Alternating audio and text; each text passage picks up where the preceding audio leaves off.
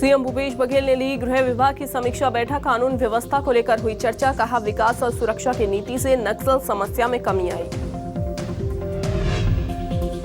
पुरानी pension scheme लागू करने पर कर्मचारियों ने किया सीएम बघेल का सम्मान। कहा, अब कर्मचारियों को नहीं रहेगी बुढ़ापे की चिंता। 1998 के बाद पहली बार हुई 14,000 शिक्षकों की भर्ती। एमपी में उठी समान नागरिक संहिता की मांग। बीजेपी सांसद अजय प्रताप ने सीएम को लिखा पत्र। कांग्रेस का पलटवार। कहा, सरकार आपकी मांग नहीं, फैसला कराइए। मध्य प्रदेश में गरीबों को पीएम मोदी की सौगात। 5,21,000 परिवारों को कराया गृह प्रवेश। कहा, ईमानदार कोशिश से हारेगी गरीबी।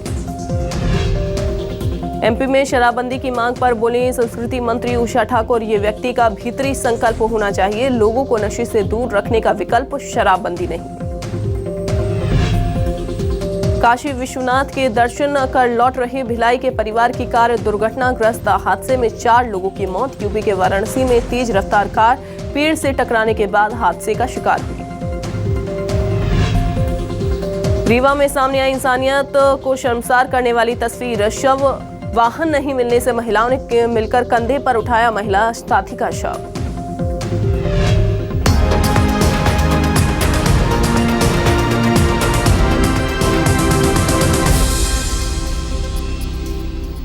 बहुत स्वागत है आप सभी का। मैं हूं आपके साथ अंजलि सिंह। मुख्यमंत्री भूपेश बघेल का बेमित्रा दौरा आज रहने वाला है। बेमित्रा के लिए 12 बजे रायपुर के यहां पर रवाना होंगे। आपको बता दें, अवंतीबाई लोधी बलिदान दिवस कार्यक्रम में शामिल होंगे।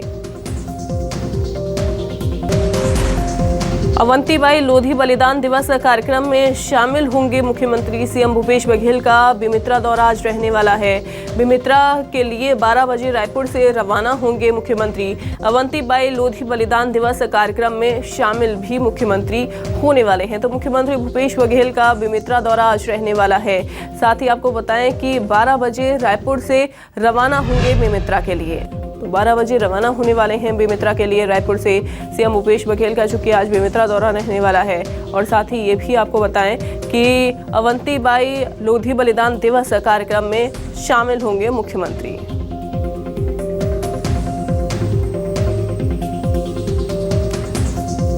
तो बेमित्रा में अवंतीबाई लोधी बलिदान दिवस का कार्यक्रम जो है वो रखा गया है और उसी में शामिल होंगे मुख्यमंत्री भूपेश बघेल। और 12 बजे रायपुर से रवाना होने वाले हैं बेमित्रा के लिए।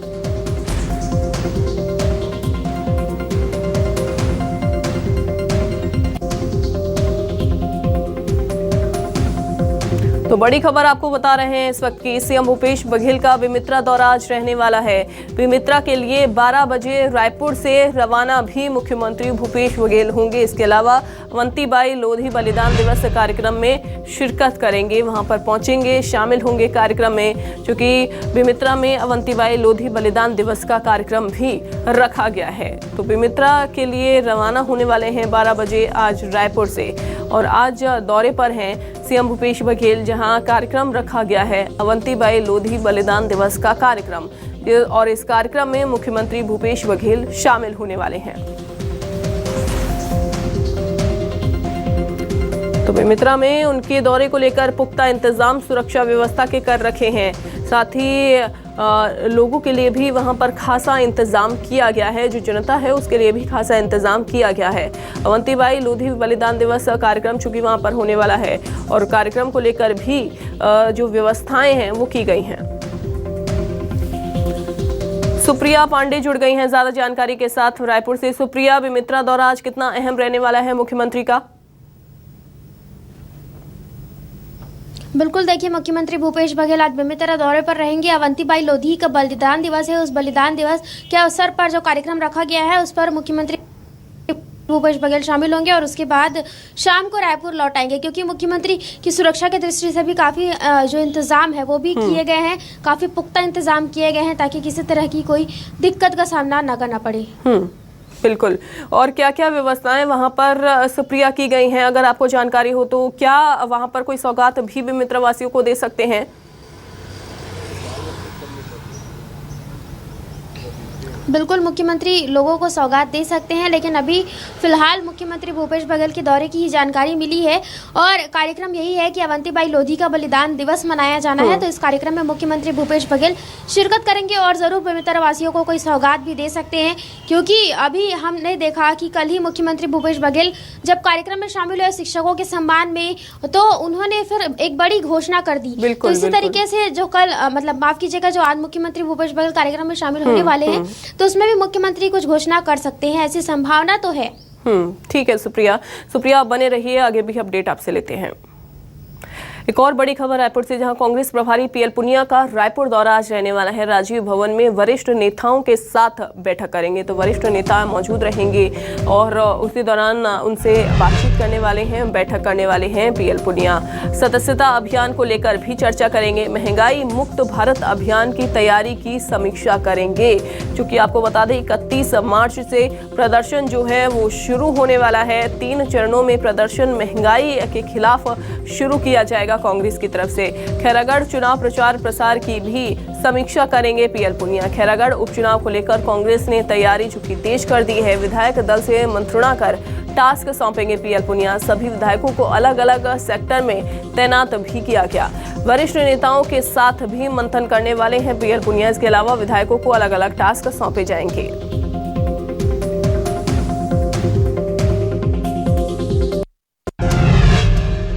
खैरागढ़ उपचुनाव संपन्न होने हैं और हमारे प्रभारी आदरणीय पीएल पुनिया साहब छत्तीसगढ़ दौरे में आकर खैरागढ़ में रात्रि विश्राम करेंगे और शाम को वरिष्ठ नेताओं को से वहां से चर्चा करके जीत कैसे मिलेगी मार्गदर्शन देंगे। सुबह 31 तारीख को भी मार्गदर्शन देंगे। इस ढंग से वरिष्ठ नेताओं और कार्यकर्ताओं से मिलकर जो भी फीडबैक है, फीडबैक लेकर उनको दिशा निर्देश देंगे और जीत सुनिश्चित करने का मूल मंत्र देंगे।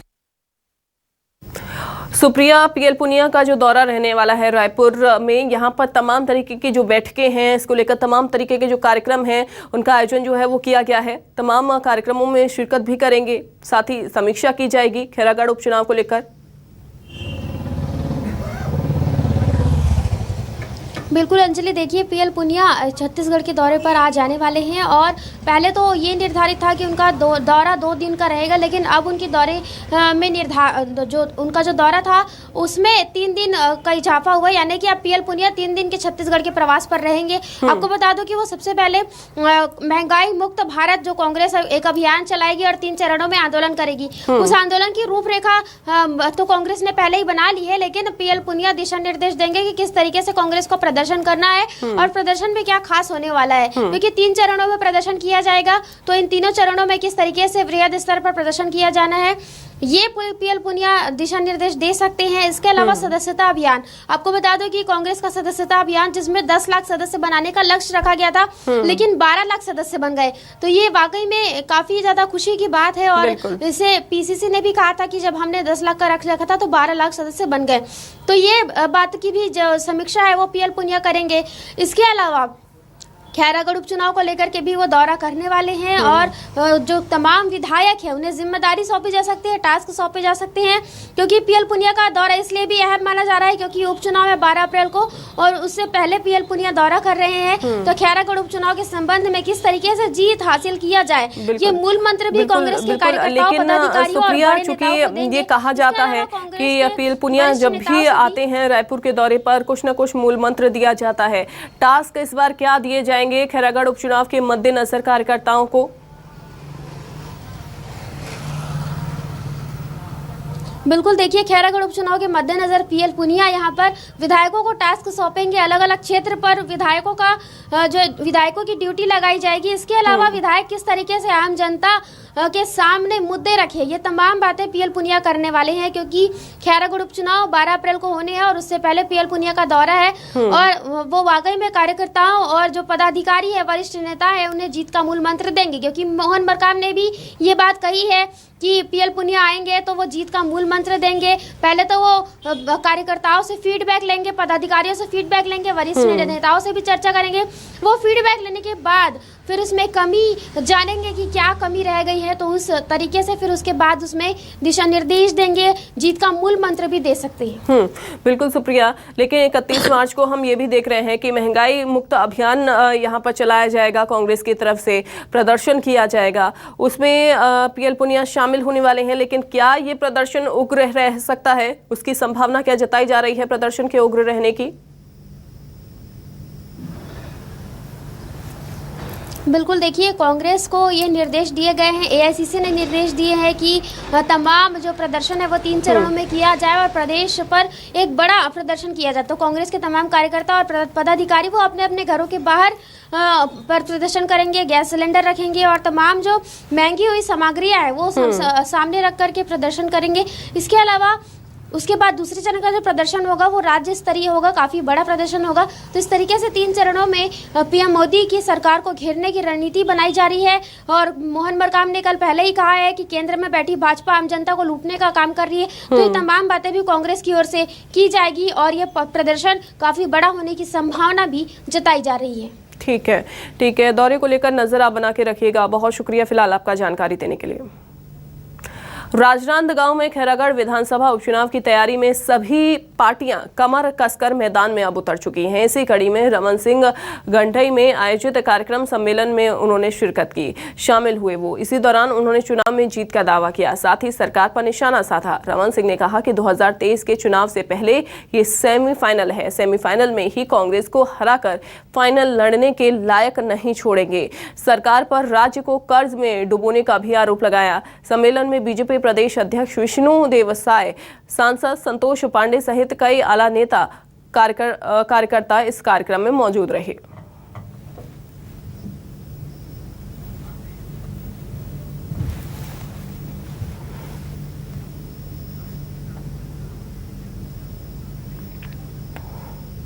तो राजनांदगांव में रमन सिंह की तरफ से क्या कहा गया, चलिए आपको सुनवाते हैं।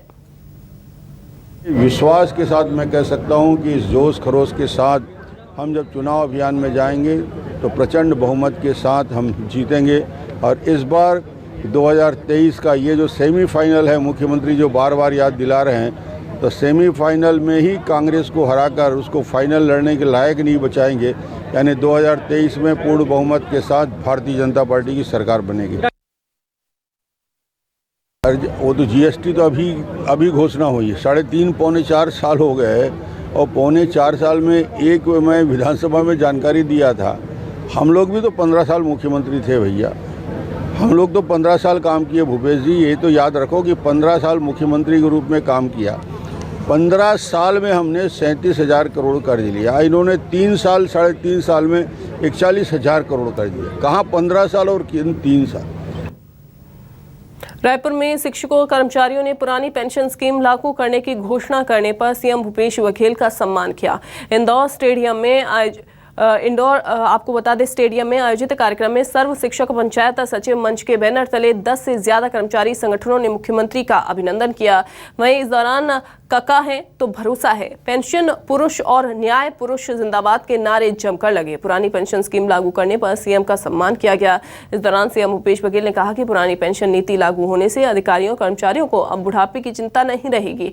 उन्होंने ये भी कहा कि 1998 के बाद पहली बार हमारे शासनकाल में 14,000 शिक्षकों की भर्ती हुई।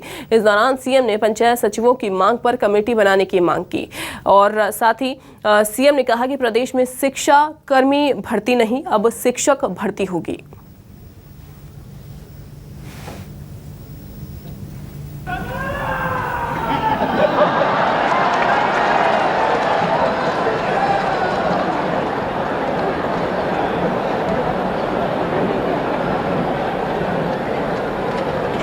जब मैं घोषणा करें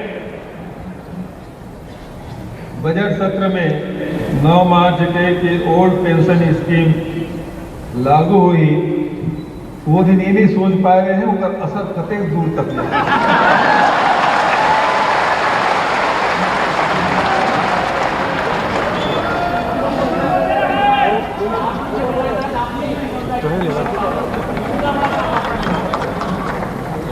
मैं असर सोचत रहे जब तक अधिकारी कर्मचारी अभी तक नहीं, लेकिन पता चली ठेकेदार ने कहा कि लोग 22 तक के साथ पहुंचे हैं। अब कोनो महिला पदाधिकारी नहीं बोली, वुमन टेंशन पूरी हो गई।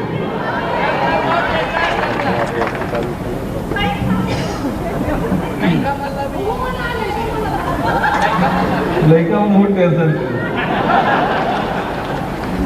तो भाई चंद्रदेव राय सही बोली कि बुढ़ापा के टेंशन खत्म हो गए, लोग लेकर नाती नौकरी मतलब गरम पानी चाय नाश्ता बराबर ये मास्टर मतलब और बढ़िया हो गए। बुढ़ापा में कहूँ मास्टर मतलब सब कहीं नहीं।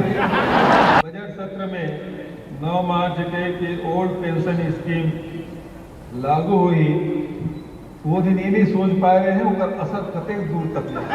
चंद्रदेव राय सही बोली कि बुढ़ापा के टेंशन खत्म हो गए, लोग लेकर नाती नौकरी मतलब गरम पानी चाय नाश्ता बराबर ये मास्टर मतलब और बढ़िया हो गए। बुढ़ापा में कहूँ मास्टर मतलब सब कहीं नहीं।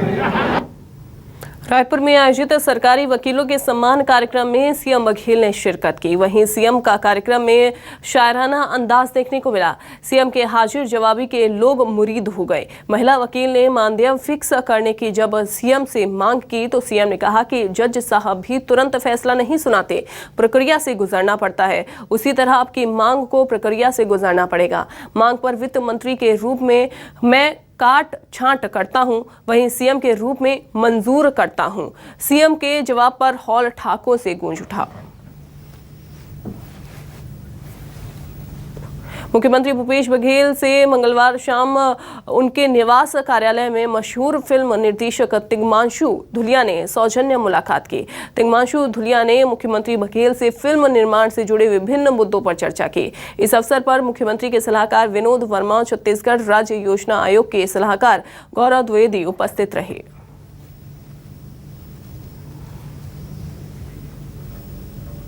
राष्ट्रपिता महात्मा गांधी पर अभद्र टिप्पणी करने वाले कालीचरण के खिलाफ रायपुर पुलिस ने चालान पेश किया। रायपुर कोर्ट के सीजेएम के कोर्ट में करीब 40 पन्नों के आरोप पत्र में धर्म संसद के दौरान मौजूद करीब 10 लोगों की गवाही समेत कालीचरण की ओर से मंच से बोलने का वीडियो और एफआईआर दर्ज होने के बाद उनके वायरल वीडियो क्लिप की पेन ड्राइव जमा की गई। आपको बता दें कि 25-26 दिसंबर 2021 को रायपुर के रावा भाटा मैदान में आयोजित 2 दिवसीय धर्म संसद के दौरान अभद्र टिप्पणी कालीचरण की ओर से की गई थी। कालीचरण की जमानत याचिका बिलासपुर हाईकोर्ट में लगाई गई है, लेकिन सुनवाई तारीख नहीं मिलने से जमानत याचिका लंबित है।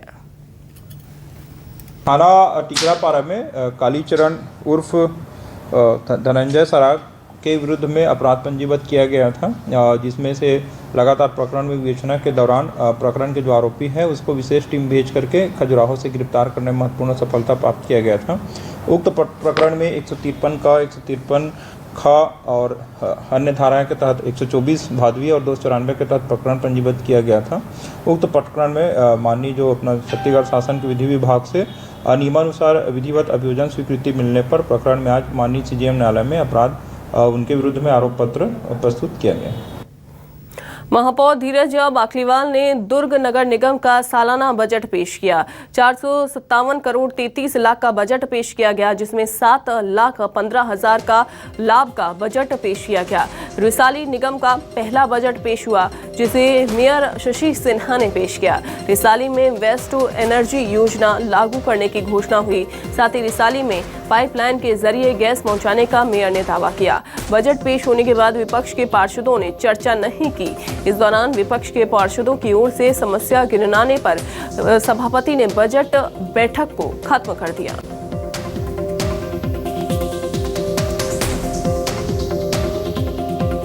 तो दुर्ग नगर निगम का सालाना बजट पेश हुआ। 7,15,000 का लाभ का बजट जो है वो पेश किया गया। मेयर शशि सिन्हा ने रिसाली निगम का पहला बजट पेश किया। रिसाली में वेस्ट टू एनर्जी योजना लागू करने की घोषणा की। इसके अलावा पाइपलाइन के जरिए गैस पहुंचाने का भी दावा रिसाली में किया गया। जैसी कि सरकार की सोच है इस क्षेत्र का विशेष विकास हो करके ये निगम आदरणीय भूपेश बघेल जी, आदरणीय तामध्वज साहू जी द्वारा कांग्रेस सरकार द्वारा बनाया गया और जिसका प्रथम बजट आज प्रस्तुत किया गया।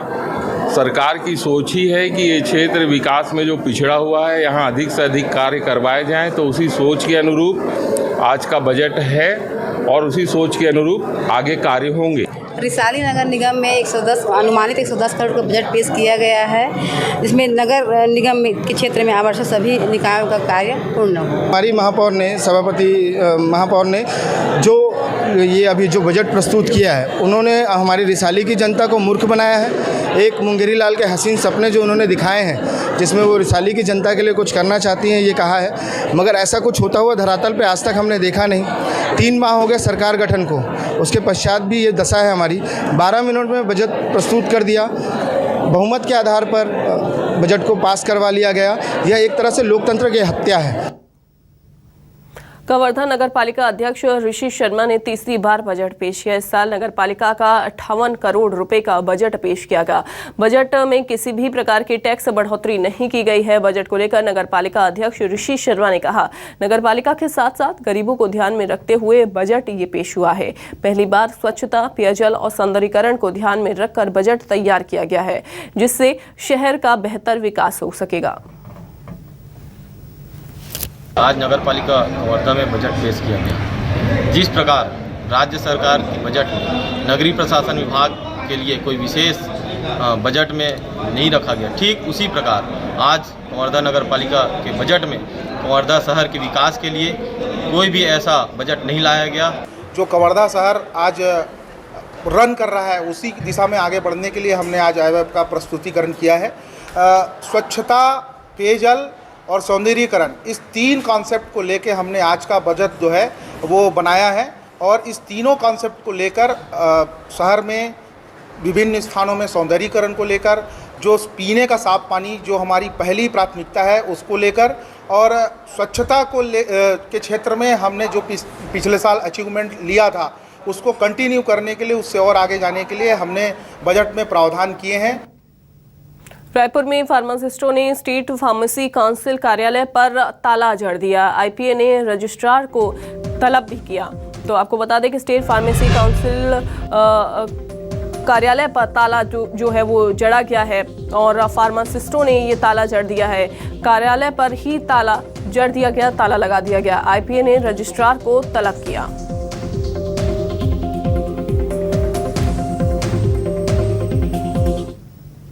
भानु प्रतापपुर में सरकार के मान सम्मान प्रतियोगिता के आयोजन को लेकर विरोध के सुर अब उठने लगे हैं। वहीं मान सगान प्रतियोगिता के समर्थन में सर्व समाज के लोग उतरे हैं। सर्व समाज के लोगों ने आयोजन का विरोध करने वालों के खिलाफ कलेक्टर के नाम तहसीलदार को ज्ञापन सौंपा। सर्व समाज ने ज्ञापन में कहा कि भगवान रामचंद्र के ननिहाल कौशन प्रदेश में हर एक जनपद में रामायण प्रतियोगिता करवाई जा रही है। प्रतियोगिता का कुछ लोगों ने विरोध किया है, जो कि निंदनीय है। उधर सामाजिक कार्यकर्ता ने कहा कि कुछ बाहरी लोग अशांति फैलाना चाहते हैं। ऐसे लोगों की पहचान करके कार्रवाई होनी चाहिए। महिला एवं बाल विकास मंत्री अनिला भेड़िया ने कहा, रामायण प्रतियोगिता का विरोध करना गलत है। आपको बता दें कि पिछले दिनों कांकेर जिले के दुर्गो कोंदल में सर्व आदिवासी समाज के विरोध की वजह से प्रतियोगिता को स्थगित कर दिया गया था। अब उन लोग क्यों विरोध कर रहे हैं, क्या विरोध कर रहे हैं, ये मैं तो नहीं समझ सकती हूँ। आप ये मानस गान तो शासन की ओर से, भाई अगर हमारे गांव में एक बढ़िया धार्मिक जो सौहार्दता वातावरण बने, इससे अच्छा और क्या हो सकता है। ये अच्छी बातें नहीं है, क्योंकि सबको अधिकार है हर जगह पूरे इंडिया में कि हम अपना धर्म को माने। किसी को हमने मजबूर नहीं किया है, वो कोई भी हमें क्यों मजबूर करेगा कि हम अपना धर्म को न माने। ये तो है ही नहीं संविधान में। अंबिकापुर शहर में ऐसा पहली बार हुआ है कि हजारों की तादाद में ग्रामीण कोल खदान खोलने को लेकर कलेक्टर को राज्यपाल के नाम ज्ञापन सौंपने पहुंचे। ग्रामीणों ने कलेक्टर और एसपी से बाहरी लोगों को गांव में आने से रोकने की मांग की। ग्रामीणों ने कहा कि बाहरी लोग खदान नहीं खोलने को लेकर लोगों को बरगला रहे हैं। उधर कलेक्टर ने ग्रामीणों को आश्वासन देते हुए कहा कि जल्द ही खदान खोलने के लिए राज्यपाल तक उनकी बात पहुँचाएंगे। तो साथ ही अब बाहरी लोगों के बरगलाने को लेकर भी संज्ञान लिया जाएगा, ऐसा उनसे कहा गया। और ये भी आपको जानकारी दें कि कुछ दिन पहले ग्रामीणों ने अंबिकापुर में राज्यपाल अनुसुईया उइके से भी मुलाकात करके परसा कोल ब्लॉक को खोलने की मांग की थी। अभी कुछ दिन पहले ग्रामीण आए थे, कमिश्नर साहब के यहाँ दिया था, हम लोगों से मिले थे। फिर अभी राज्यपाल मैडम के पास भी उन्होंने ज्ञापन दिया है कि कोल ब्लॉक को जल्दी से प्रारंभ किया जाए और उसमें जल्दी से प्रारंभ होगा तो हम लोगों को उसमें रोज़गार मिलेगा, हम लोग काम करना प्रारंभ कर देंगे, ऐसा उन लोगों की मांग है। अभी यहाँ पर इन लोगों की मांग प्राप्त हुई है, तब जल्दी ही उस संबंध में देखते हैं, ऊपर में विचार करने के लिए इसको जो हमारे समुचित विभाग है वहाँ भेजा जाएगा। चलिए इसी के साथ फिलहाल के लिए इस बुलेटिन में बस इतना ही।